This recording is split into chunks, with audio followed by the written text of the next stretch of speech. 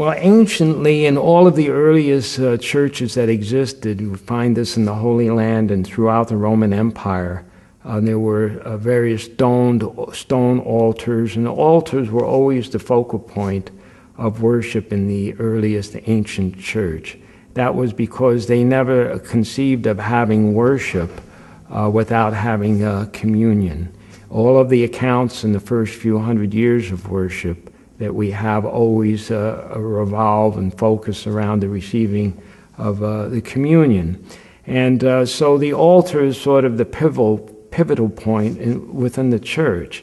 Unfortunately, after the Protestant Reformation, in many Christian churches, the pulpit replaced the altar, and so the pulpit became the focal point of worship in many of the Protestant churches.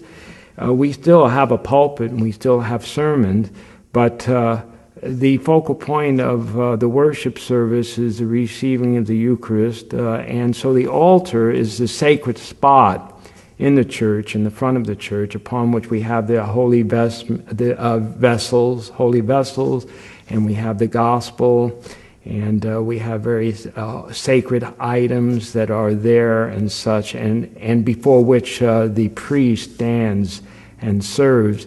As the priests collect together the prayers of the people, and together the prayers ascend to God. The priest in the Orthodox tradition faces the altar. In the Roman Catholic, the priest faces the people. And that is because, in our understanding, the priest represents the faithful in presenting the worship to God.